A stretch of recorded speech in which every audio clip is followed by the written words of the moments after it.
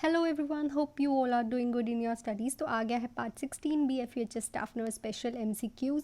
तो मैं 15 part already बना चुकी हूँ, तो आप जाके देख सकते हैं, जो कि बहुत हेल्पफुल रहेंगे आपके लिए।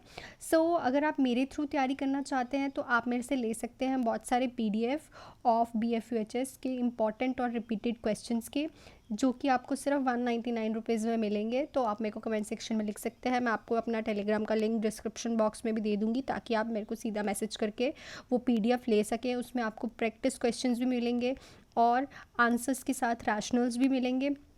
और अगर आप चाहते हो कि आप मेरे अंडर तैयारी करना चाहते हो BFUHS की विद माय पर्सनल असिस्टेंस, तो वो भी आप 299 रुपीज़ में मेरे से बाय कर सकते हो।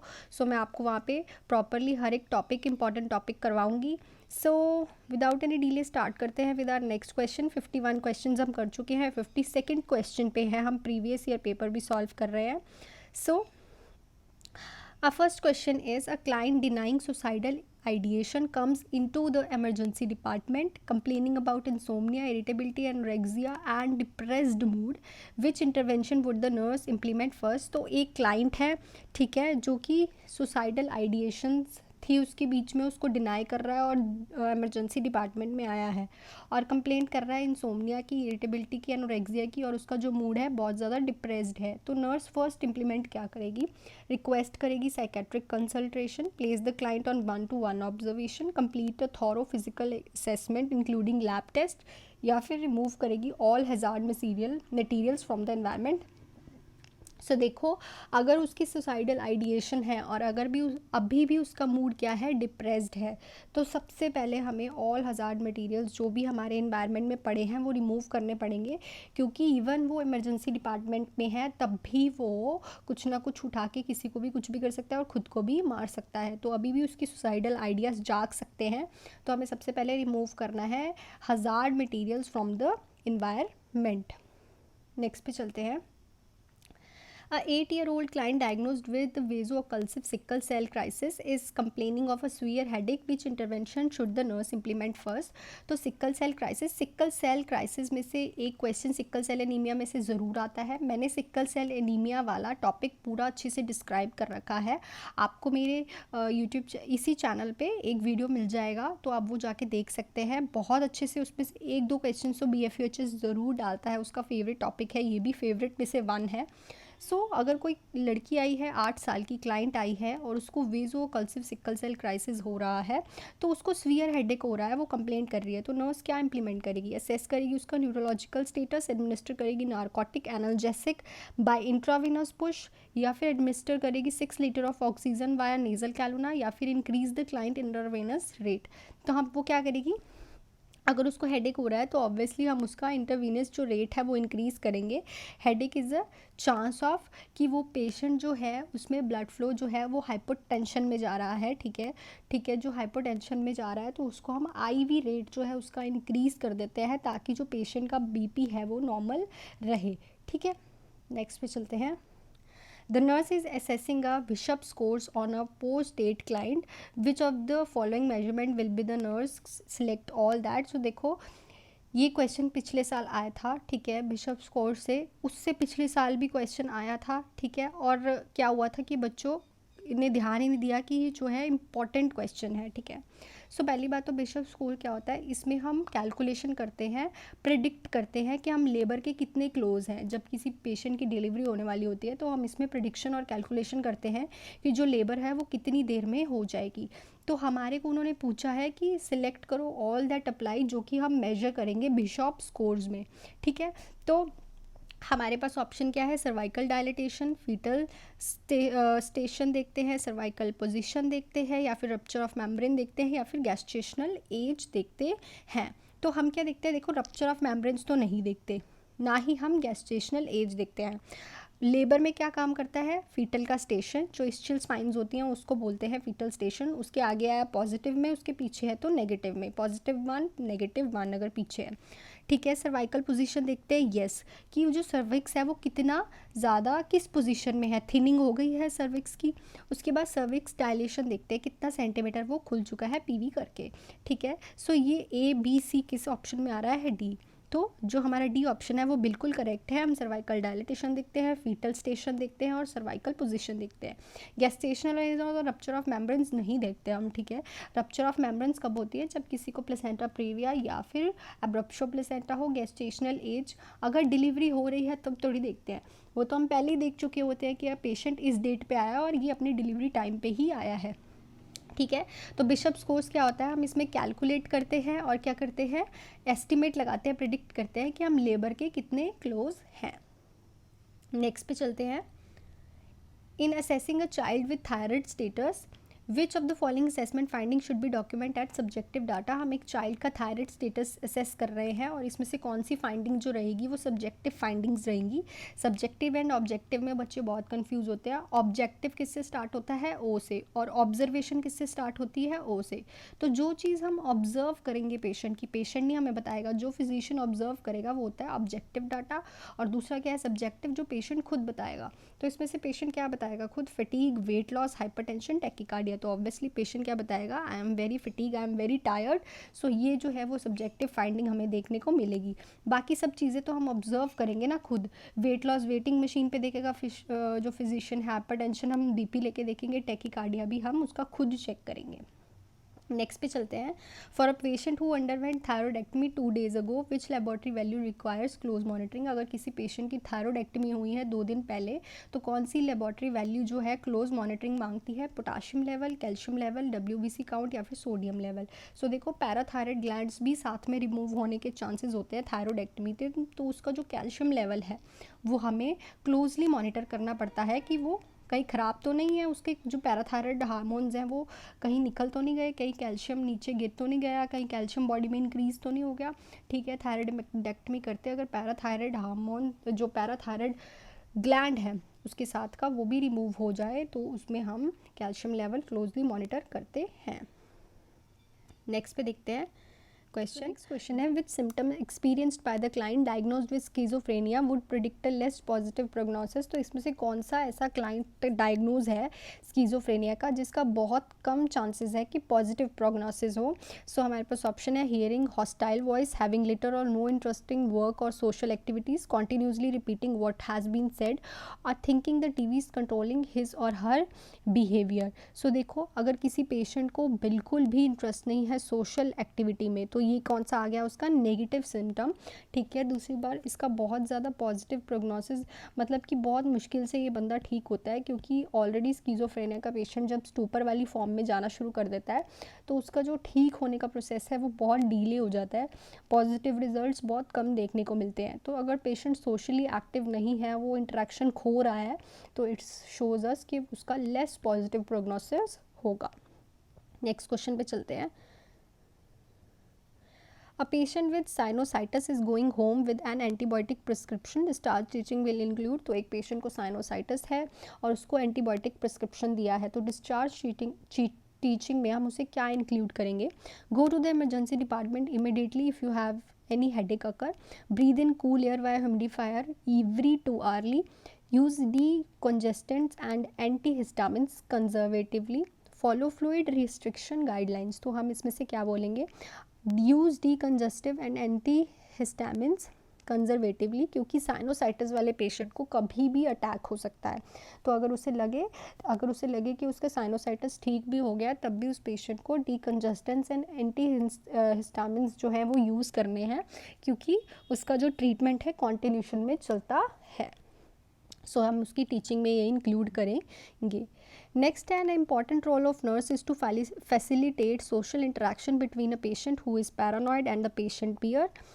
The nurse implement this intervention based on the understanding that the patient with paranoid personality disorder, एक important role जो है nurse facilitate करती है। अगर कोई patient paranoid वाला है, paranoid मतलब अगर कोई patient suspicious है तो nurse उसको social interaction करने में एक important role करती है play, क्योंकि देखो पैरानॉइड वाले को नॉर्मल इंसान तो कोई कुछ नहीं कराएगा, एक नर्स ही इंपॉर्टेंट रोल करेगी ना कि वो उसको एक तो इतना वो शक वहम कर रहा है तो अगर उसकी शक वहम कम करके उसको सोशली इंटरेक्ट कैसे कराना है उसके पीयर ग्रुप से, तो जो नर्स इम्प्लीमेंट करेगी कौन सा इंटरवेंशन जो कि अंडरस्टैंड करेगा कि पैरानॉइड पर्सनालिटी डिसऑर्डर है तो वो करेगी is a gregarious in a socialization style, tends to exhibit loose boundaries when sharing feelings, उसको कहेगी कि अपनी बाउंड्रीज को लूज़ करे, ताकि वो अपनी बाउंड्रीज को वो लूज़ करेगी ताकि वो जो पेशेंट है वो अपनी फीलिंग्स शेयर कर पाए, मतलब बाउंड्रीज को, उसकी बातें सुनेगी, ठीक है, उसको ना नू नहीं करेगी। Likes to be around large group of people, tends to be isolated and lacks social skills. तो कौन सी चीज़ है इसमें से जो ये चीज़ जब देखेगी वो इस हिसाब से हम अपना केयर प्लान करते हैं जब पैरानॉइड पेशेंट होता है, क्योंकि जो पैरानॉइड पेशेंट होता है ना वो बहुत ज़्यादा सोशल स्किल्स में लैक होता है, उसको कोई मतलब नहीं होता, बिकॉज कभी भी वो सोशली जाता है कहीं पे तो उसको ऐसा लगता है सब उसी के बारे में बात कर रहे हैं, उसको मारना चाहते हैं, उसको ये करना चाहते हैं, तो वो बहुत आइसोलेट रहना लग जाता है अकेले अकेले। तो इस चीज़ को उसको ठीक करना पड़ेगा नर्स को फैसिलिटेट करने के लिए सोशल इंट्रैक्शंस, ठीक है। पेशेंट पैरानॉइड पेशेंट में अगर सोशल इंट्रैक्शन उसे फैसिलिटेट करनी है तो उसको ये चीज़ पे इम्प्रूवमेंट करनी पड़ेगी। नेक्स्ट है, a patient become anger and aggressive towards the nurse after speaking on the phone with his mother, the nurse student nurse recognise this is which coping mechanism. तो एक पेशेंट है जो कि बहुत ज़्यादा एंग्री और एग्रेसिव बिहेवियर शो करता है नर्स को जब वो अपनी मम्मी से बात करके हटता है फ़ोन पे, तो नर्स ये कौन सा कॉपिंग मैकेनिज्म बताएगी? Student nurse, displacement, transference, projection या फिर सब्सटीट्यूट। तो ये क्या है? डिप्लेसमेंट। डिसप्लेसमेंट, जब कोई पर्सन किसी और का गुस्सा किसी और पे निकालता है तो उसको हम बोलते हैं डिसप्लेसमेंट, इसको बोलते हैं कोपिंग मैकेनिज्म। कोपिंग मैकेनिज्म भी बहुत ज़्यादा इंपॉर्टेंट टॉपिक है तो इसको ध्यान से पढ़िएगा। नेक्स्ट है, नर्सिंग में be defined as the diagnose and treatment of human responses to health and illness. This definition of nursing was given. तो ये डेफिनेशन किसने दी थी? नाइटिंगेल ने, अमेरिकन नर्स एसोसिएशन ने, हेंडरसन ने या फिर WHO ने दी थी। तो ये डेफिनेशन किसने दी थी? अमेरिकन नर्स एसोसिएशन 1995 में ANA ने दी थी कि जो डायग्नोज एंड ट्रीटमेंट है ह्यूमन रिस्पॉन्स का हेल्थ एंड इलनेस, उसको हम नर्सिंग बोलते हैं।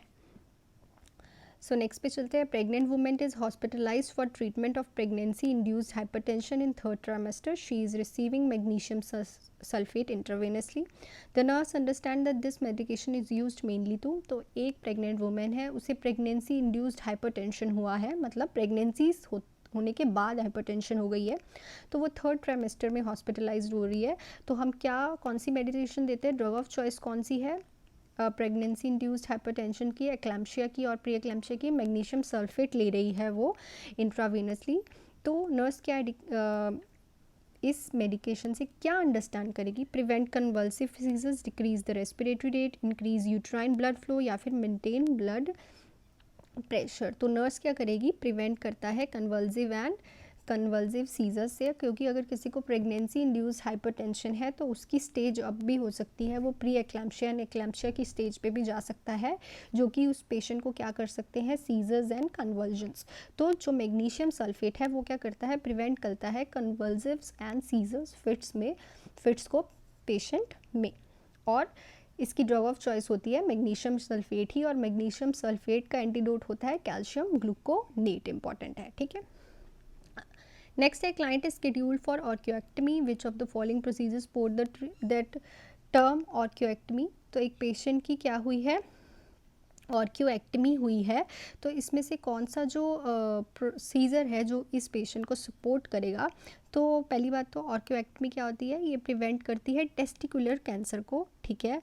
एक सर्जिकल प्रोसीजर है जिसमें हम एक या फिर दोनों टेस्टिकल्स को रिमूव कर देते हैं। तो कौन सा प्रोसीजर इसको जो है वो सपोर्ट करेगा, वो हमसे इन्होंने पूछा है। तो हमारे पास ऑप्शन है partial surgical remover of the penis, dissection of related lymph node, surgical remover of the intrascrotal या फिर सर्जिकल रिमूवर ऑफ टेस्टिकल्स। तो ऑब्वियसली तो ऑर्क्योएक्टमी का कौन सा प्रोसीजर होता है? इसमें क्या करते हैं? Surgical removal of the testicles, एक को कर देते हैं या फिर दोनों को ही रिमूव कर देते हैं to prevent the testicular tumour. Next question है, which of the following will be the abnormal in a child with diagnose of haemophilia. तो हीमोफीलिया वाले पेशेंट में कौन सा एबनॉर्मल फीचर होगा? इनमें से फॉलोइंग वैल्यू होगी। सो देखो, हीमोफीलिया के जो जितने भी क्लॉटिंग फैक्टर है उसकी भी वीडियो मैंने बना रखी है, बहुत इंपॉर्टेंट है, 1-2 क्वेश्चन आते हैं, आप वो भी वीडियो एक बार विजिट कर लीजिए। हर एक वीडियो 10 से 15 मिनट्स की है तो ज़्यादा टाइम नहीं लगेगा। तो उसमें प्लेटलेट काउंट एबनॉर्मल होगा या फिर WBC, हीमोग्लोबिन लेवल या फिर पार्शियल थ्रोम्बोप्लास्टिन टाइम। तो उस पेशेंट में पार्शियल थ्रोम्बोप्लास्टिन टाइम जो है एबनॉर्मल होगा, ठीक है, जो उसका जो पार्शियल थ्रोम्बोप्लास्टिन टाइम है वो एबनॉर्मल देखने को मिलेगा। पार्शियल थ्रोम्बोप्लास्टिन टाइम कैसे करते हैं हम, हेपरिन को देखने के लिए टेस्ट करते हैं ये पेशेंट में, ठीक है। नेक्स्ट पे चलते हैं। A patient is admitted to the medical unit with possible Graves' disease, hyperthyroidism, which assessment finding supports this diagnosis। तो ग्रेव डिसीज़ किसकी प्रॉब्लम है, हाइपरथायरॉयडिज्म में। तो इसमें से कौन सी फाइंडिंग देखने को मिलेगी पेशेंट में, ब्रेडिकार्डिया, पेरीऑर्बिटल एडिमा, एक्सोथैल्मस या फिर हॉर्सनेस वॉइस। तो ऑलवेज याद रखना, अगर कोई हाइपरटेंशन वाला पेशेंट है तो उसमें क्या देखने को मिलता है, एक्सोथैल्मस, ठीक है। नेक्स्ट पे है, a client has been receiving lithium for the past 2 weeks for the treatment of bipolar illness. When planning client teaching, the nurse it is important to emphasize that the client must, तो एक client है वो क्या ले रहा है, lithium ले रहा है पास्ट कुछ 2 वीक से बाइपोलर इलनेस के लिए। तो एक नर्स है वो प्लान कर रही है, एक टीचिंग प्लान कर रही है, तो वो अंडरस्टैंड करेगी कि इस क्लाइंट को क्या एम्फसाइज करना है, इस क्लाइंट को क्या बताना है।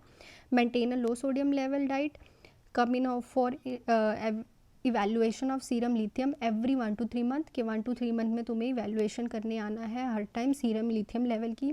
या फिर have blood lithium level drawn during the 7 month, कि 7 मंथ में क्या होता है, लिथियम लेवल ड्रॉन हो जाता है। या फिर take a diuretics with the lithium. तो हम उसे क्या बताएंगे कि हर 1 से 3 मंथ के अंदर अंदर तुम्हें अपना लिथियम लेवल चेक कराने आना ही आना है, क्योंकि लिथियम टॉक्सिसिटी बहुत ही जल्दी अकर होती है। नेक्स्ट पे चलते हैं।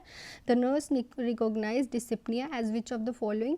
तो जो डिसिप्निया है वो कैसे रिकॉग्नाइज करेगी नर्स, तो हमारे पास ऑप्शन है, increase awareness of respiratory efforts, decrease alveolar ventilation, increase rate and depth of respiration, decrease oxygen saturation of venous blood. So obviously increase rate और डेप्थ ऑफ रेस्पिरेशन जब होगी तो उसको हम बोलते हैं डिसिप्निया, ठीक है। हाफ के सांस लेता है, उसको सांस नहीं आती, जिससे उसकी डेप्थ और रेट इंक्रीज होता है रेस्पिरेशन का। नेक्स्ट क्वेश्चन पे चलते हैं। When planning the care of a patient who is paranoid, the nurse should include which of the following intervention to increase the sense of trust। तो देखो ये क्वेश्चन आप सब देख रहे हो, इसमें कितना ज़्यादा स्कीज़ोफ्रेनिया आ रहा है, इसीलिए मैंने स्कीज़ोफ्रेनिया का टॉपिक पूरा डिस्क्राइब कर रखा है। आप उस टॉपिक को जाके एक बार पढ़ लेना, क्योंकि उसमें मैंने नेगेटिव पॉजिटिव सारे सिम्टम्स बता रखे हैं और बहुत ज़्यादा इंपॉर्टेंट टॉपिक है, तो आप वो मेरी वीडियो जाके देख सकते हैं। स्कीज़ोफ्रेनिया भी one of the most favourite topic है VFUHS का, ठीक है। एक प्लान केयर कर रहे हैं हम पेशेंट की जो कि पैरानॉइड है, तो उसमें हम कौन सी इंटरवेंशन जो है इंक्लूड करेंगे जो कि सेंस ऑफ ट्रस्ट को इंक्रीज़ करेगी पेशेंट में। Give the patient the nurse home phone number for support. No, spend more time with this patient than other patient, इसके साथ ज़्यादा टाइम स्पेंड करो। No, slide the patient participation in the development of treatment plan. Yes, तो उसको कहेंगे कि जो तेरा ट्रीटमेंट हो रहा है उसमें हेल्प करे, उसका ये चीज़ इंक्रीज़ करेंगे ताकि उसका जो ट्रस्ट है वो बिल्डअप होगा। जैसे कि अब हम उसको मेडिकेशन दे रहे हैं तो हम उसको बताएंगे कि ये ऐसी मेडिकेशन है, तुम खुद ही लिया करो, ये देखो इसको, इस पेशेंट को भी हम ये वाली मेडिकेशन देते हैं, ये करते हैं, वो करते हैं। और फोर्थ ऑप्शन भी जो है एक्टिव लिसनिंग, वो सुनेगा ही नहीं, रिक्वेस्ट तो कर ही नहीं सकते तुम उसको, ठीक है, पैरानॉइड है वो सुनेगा ही नहीं। तो हम उसको एनहांस करेंगे कि वो पार्टिसिपेशन करे अपने ट्रीटमेंट प्लान की डेवलपमेंट में। तुझे क्या अच्छा लगता है, तू कब कौन से टाइम पे मेडिकेशन लेना अच्छा पसंद करेगा, ठीक है। नेक्स्ट पे चलते हैं। Following are the major of central tendency. तो इसमें से सेंट्रल टेंडेंसी का कौन सा मेजर है, mean, median, mode and variance. तो variance is a central tendency जो है मेजर है। नेक्स्ट पे चलते हैं। A newlywed client with a long history of alcoholism complains of burning and tingling sensation of the feet. The nurse would recognize that these symptoms are indicative of this condition। तो एक newly admitted client आया है जो कि history है उसकी alcoholism की, और वो कंप्लेन कर रहा है कि उससे जो फीट्स में ना उसके पैरों में बर्निंग और टिंगलिंग सेंसेशन फील हो रही है। तो जो ये सिम्टम्स हैं किस चीज़ को इंडिकेट करते हैं, कोर्स ऑफ साइकोसिस, या फिर वर्निक इंसेफ्लोपैथी, या फिर एल्कोहलिक मायोपैथी, या फिर पेरिफेरल न्यूरोपैथी। तो ये किस चीज़ को कर रही है, पेरिफेरल न्यूरोपैथी, कि जो उसका पेरिफेरल सेंट्रल नर्वस सिस्टम है वो क्या हो गया है, इफेक्ट हो गया है ड्यू टू द एल्कोहलिज्म, जो कि मोस्टली एल्कोहलिक पेशेंट्स में देखा जाता है, ठीक है। उनको टिंगलिंग एंड बर्निंग सेंसेशन होनी स्टार्ट हो जाती है due to peripheral neuropathy. Next पे चलते हैं। The nurse is assessing the laboratory report of 40 week gestation kind, which of the following value would the nurse expect to find elevated above pre pregnancy level. तो एक 40 week gestational client की वो है assess कर रही है laboratory report, तो इसमें से कौन सी वैल्यू जो एलिवेट दिखेगी प्री प्रेगनेंसी लेवल में, तो हेमोक्रेटिक, ग्लूकोज, बिलिरोजन या फिर फिब्रिनोजन। तो उस पेशेंट में फिब्रिनोजन्स जो हैं वो ज़्यादा इंक्रीज़ देखने को मिलेंगे।